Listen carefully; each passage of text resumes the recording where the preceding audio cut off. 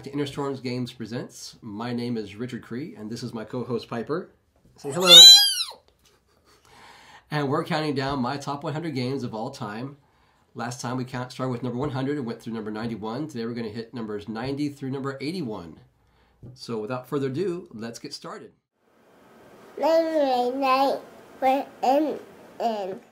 My number 90 game is World Without End. World Without End is a worker placement game similar to its sister game, Pillars of the Earth. But whereas in Pillars of the Earth, you're building a church, and everybody's working together to build a church, here you're working independently to build different projects throughout the city. So, okay, you can build a church, but you're also building a bridge along with other buildings.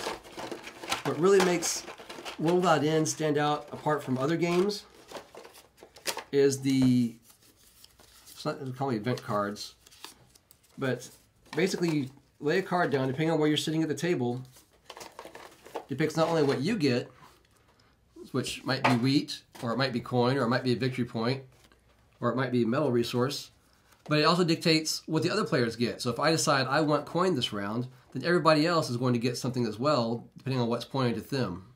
I really kind of like that aspect of it because it makes you think, yes, I want this, but I also know that somebody else might get some resources that they need or might get free points, and I don't want that to happen. A little extra thought really makes this game stand out for me. So that makes number 90, World Without End. My number 89 game I don't actually own, but it's Steam. Steam is a railroad game where you're laying track to move goods from one city to another. It uses a role selection aspect for determining turn order, but also determining what you're going to do in the round, whether you're going to lay track, whether you're going to build cities, whether you're going to ship goods that round. On the surface, you wouldn't think it's that much fun, but once everything comes together, it really, really comes together well. Not only do you ship goods, you're also improving your engine, so you can ship more goods further each round, and you're laying down hexes for the tracks. It's hard to explain without actually having it in front of me, but it is really, really a blast. Really, really a great game. I highly recommend it. Number 89, Steam.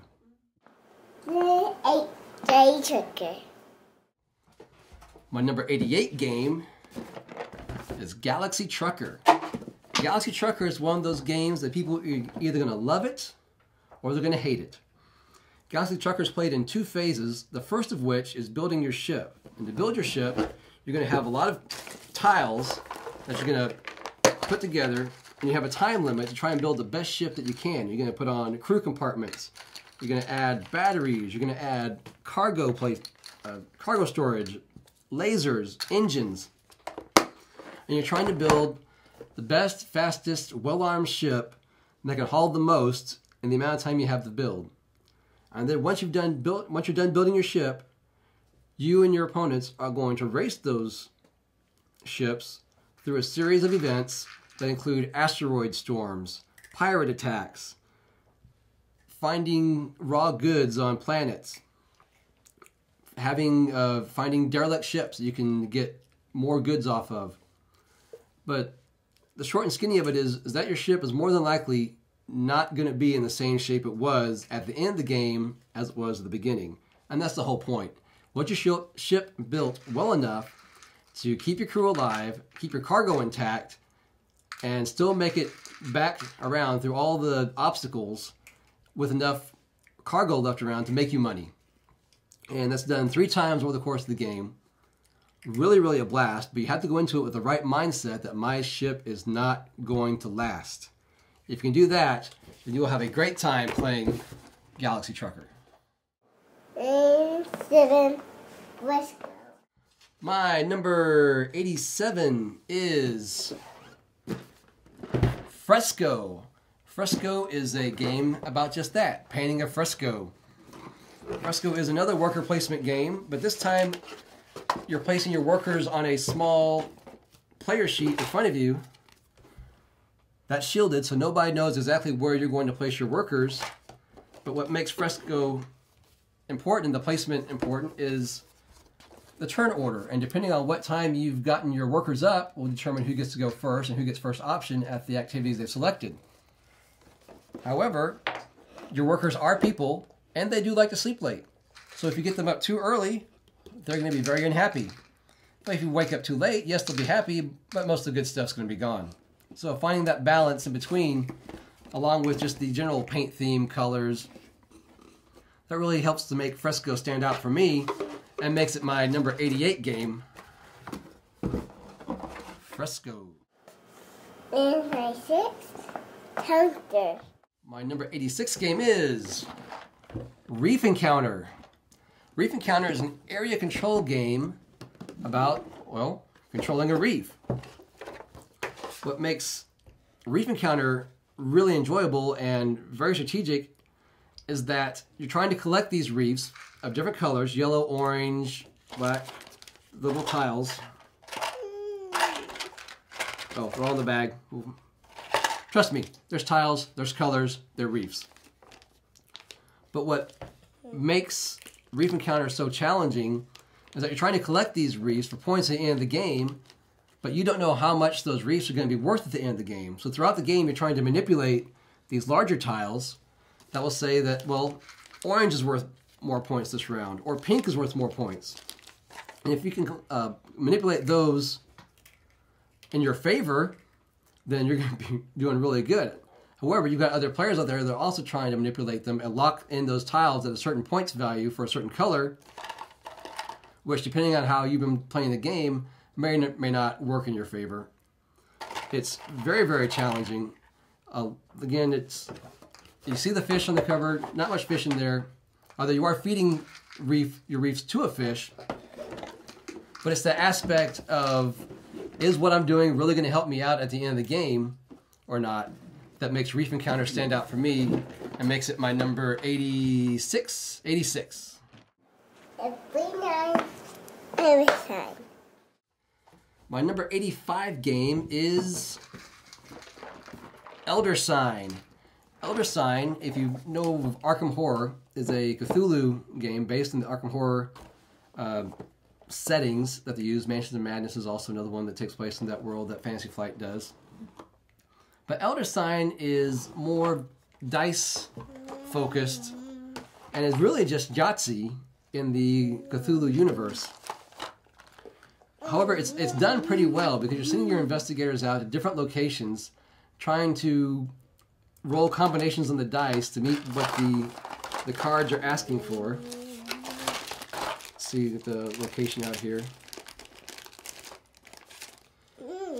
So you have a certain combination of dice that you need to roll in order to get either the spoils at the bottom, or if you don't, you suffer the consequences over on the other side. Perhaps, in this case, you're losing a health and an insanity, and some tentacles are coming at you.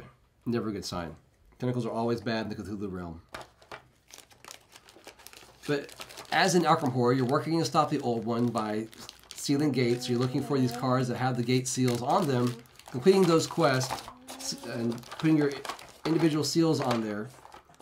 And of course, with any Arkham game, there's bad events that happen throughout that cause the game to become even more difficult, which helps add to the challenge and helps bring Elder Sign up to my number 85. 84. 85. Get ready for distance. Squeak, squeaker. Squeak. Right. My number 84 game is what, Piper? Squeak. No, it's not Squeak. It's The Resistance. The Resistance is a roll, I don't want to call it roll selection, but your dealt rolls out, and it's kind of a roll deduction game. You're trying to determine who's on the Resistance and who are the corporate spies that have been sent in to foil the Resistance's plans. So what's going to happen throughout the game is that you're going to go on a series of missions depending on the number of players that you have, and you're going to select, you'll have a mission leader, and that mission leader will select certain players to be on that mission. And they're going to play down either a success or a fail card. If all the cards are a success, the mission succeeds. If any cards are a fail, the mission fails. And so what you're going to try and do is determine who's on the Resistance, who's a spy before I think it's 3 missions overall get failed. A lot of fun, a lot of backstabbing and misdirection taking place, but really a blast. There's a fantasy version. If you don't like sci-fi, for more into the fantasy world, they have a fantasy version called the Avalon. It's the exact same game, but for me, the Resistance is all I need at number 84. Okay, let's see. All right. My number 83 game is a party game, Telus. Telus, if you're familiar with the telephone game where you whisper something into somebody's ear and they pass it on to the person next to them and they pass it on to the person next to them, and then by the end you have something completely different from what you said initially, that's Telus, except Telus uses drawing. All right. So what's going to happen in Telus is that each person is going to have one of these pads and they're going to get a clue. And they'll write their clue down and then they'll draw a picture of it. The next person that gets this is going to see the picture and try and guess what the clue is based on the picture. And they'll write down that clue. That'll get passed on to the next person, who will then draw a picture of the clue that the other person just guessed. And so on and so forth until the pad gets all the way back around to the original owner, and you see how close was the last guess to the original clue. This is a really great game with people who are not good artists, or even good with people that are good artists but take a lot of time and detail to try and draw out their imagery, because it is a timed game, and so they'll be halfway done with their picture. Time will run out. You'll have to pass the card. The next person gets it like, I don't know what this is. It's also fun with people who are very literal in their guesses, which can make for a lot of divergence as the game goes on. Really a blast. Definitely one to pick up if you enjoy party games. Telus, my number 83. Into Gloom. My number 82 game. We're at 82. My number 82 game is Gloom. Now, Gloom, I was really kind of surprised that Gloom made it this high on my list, because it's an okay card game. You have families they're not the happiest families in the world. And they're on these little transparent cards. And you have 4 family members. And the goal of the game is to depress them to the point that they die. So the theme overall doesn't really seem that happy. And it's not. Or it doesn't seem that fun either. But what's kind of neat is the cards themselves that are transparent. You lay them on top of the family members. And so you have them and then you lay them on top so you can see as your points go up or down. You're trying to get negative scores. What really makes Gloom stand out and climb this high on my list is that there's a storytelling mode to it. If you get the right group of people that are really into telling stories, because each of these cards isn't just points gained or lost, it has like a story to it. Like in this one, this card was startled by snakes. So you have to explain as you're playing the card exactly what led up to this family member being startled by snakes. Or fell from on high. Perhaps this, the person was a well-known person in society and something happened to them that caused them to fall from on high, or maybe they were fishing off a cliff, tripped, and once again fell from on high. Again, if you get the right group of people that can really elaborate on the stories and build off what other people have set up, Gloom is a complete blast. And that is what brings it up on my list at number 83? 82.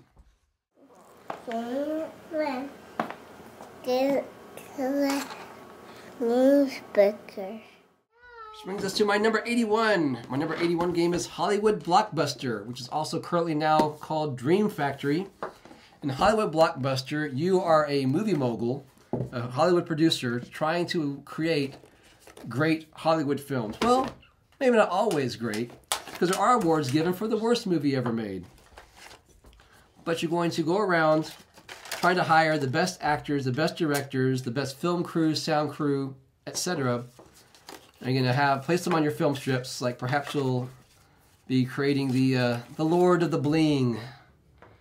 And so you'll need a director and 2 actors and a co-star. Maybe you'll be trying to film Monty Cobra and the Fancy Cup. Well, you need a director, some special effects people, some cinematographers, and some sound engineers. You're going around bidding contracts. This is an auction game where you're bidding contracts to get first pick of these movie people. The the contracts that are bid, your bidding contracts. Whoever wins the bid puts hang on just a second. There was a motorcycle outside. Okay. So go back to when you started when you just put down these things. Those things. Yeah. Oh, I don't remember what I was saying. That's when you started talking about the bidding for contracts. Okay. So, Hollywood Blockbuster is an auction game where you're going to be moving around the board trying to hire the best directors, the best cinematographers, the best sound engineers using contracts. Whoever wins each bid is going to split their contracts around with everybody else. So maybe there's a sound engineer, a cinematographer, and a director.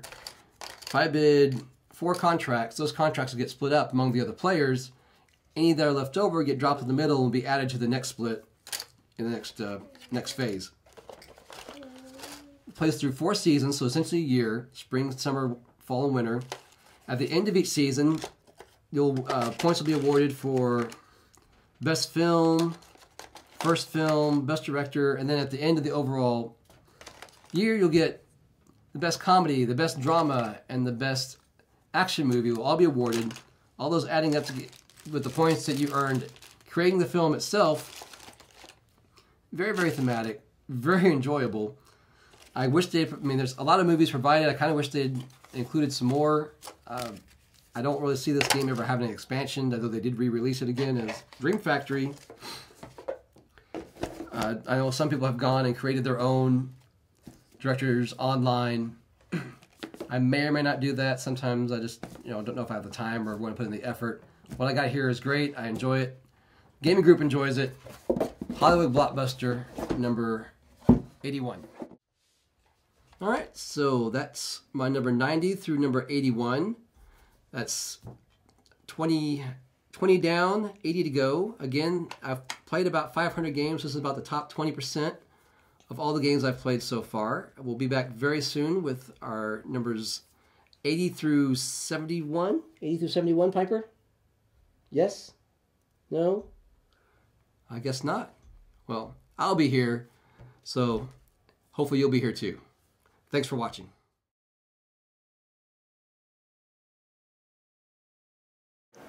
They're crazy.